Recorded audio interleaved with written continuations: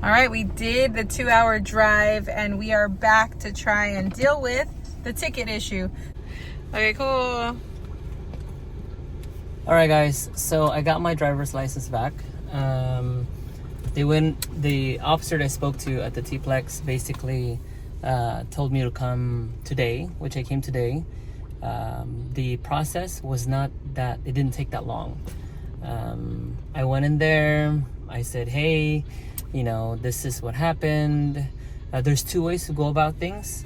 One is to just pay for the ticket, and then the second one is to contest it. I was gonna contest the ticket, but unfortunately there was a step that I didn't do, which is to get an affidavit from like a local attorney's office or something like that, basically contesting like a written notarized documentation that I'm contesting it. So because I didn't have that today, I just had to pay for a ticket because I had to get my license back. I was like, no, I need to get that stuff. And then the thing is, this is like my real ID from the state. So when I was there, they explained the process to me, and that's when I found out like I needed that affidavit. It's unfortunate because I was like, hey, because I was talking to the guy and I was telling him, I was like, okay, so what do I need to do? Well, you need this affidavit. I was like, well, I don't have that affidavit. Well, you have 5 days to get it done. So I got the ticket, 2 days ago, which was Wednesday. It is currently Friday. And if I waited till Monday, it would have been too late already. So Wednesday, Thursday, Friday, Saturday, Sunday. So 5 days was Sunday, and it wasn't going to be... you wouldn't even be able to contest it on Monday?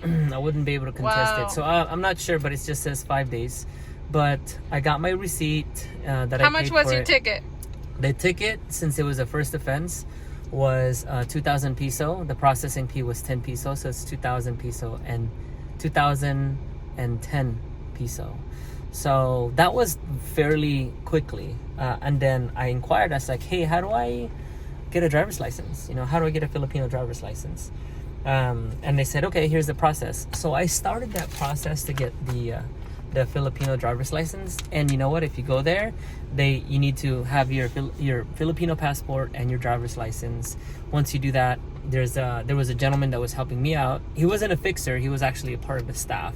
He's like, you come over here, you go over there and get your medical. And I got the medical done.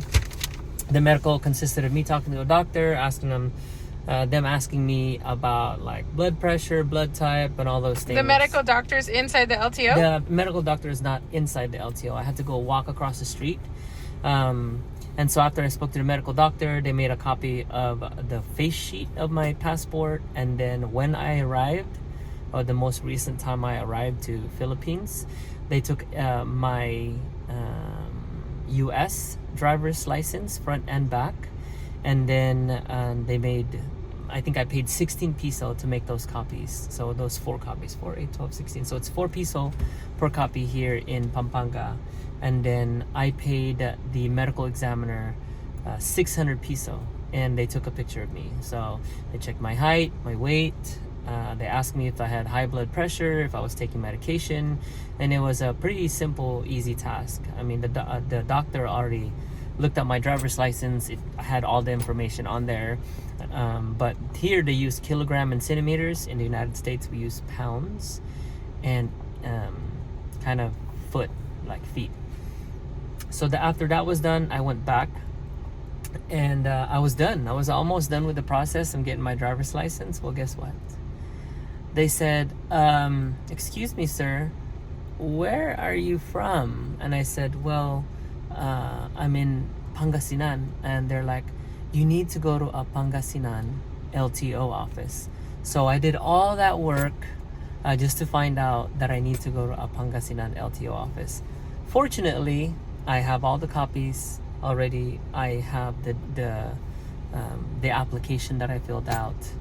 And now I just have to go to a Pangasinan. So now LTO you have to office. go to another office? Yeah, to go to another office. What if you would have just told them you're from this area? You need an address. The address that I put was in Oh Pangasinan, my so gosh. unfortunately. So I came here. try to resolve at least one thing, and that was the whole ticket violation issue. One thing to note though is I got a ticket for speeding. I couldn't contest it because I didn't have the affidavit. That's one. Number two is that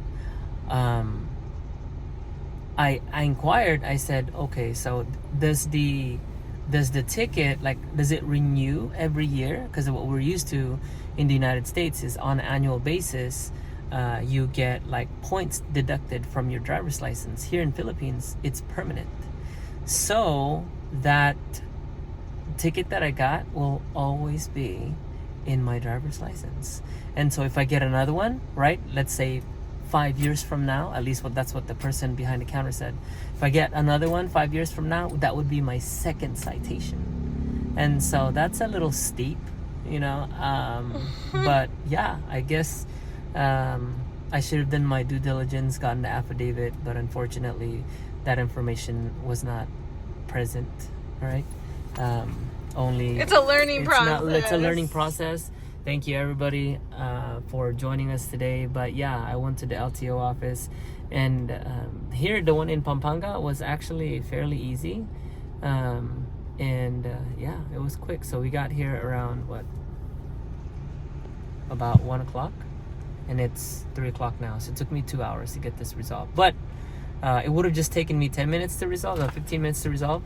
But then I added that whole process of me trying to get a Filipino driver's license. So yeah, we were worried about maybe there being a dress code, but was there a dress code inside? Everyone was wearing pants, but I'm wearing a collared shirt, and then I'm wearing shoes.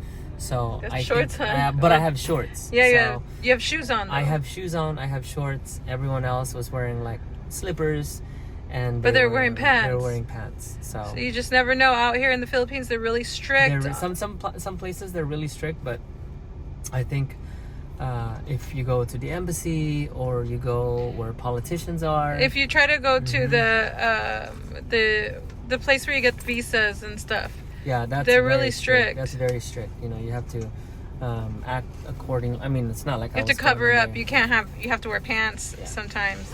So I was waiting for them to, say something about my outfit. I actually brought pants with me today, just in case. But it was hot. I was like, no, I'm gonna go try it first before I go in there. All right. Yeah, that's pretty much it. So, bye. Thanks for watching, everybody. Take care.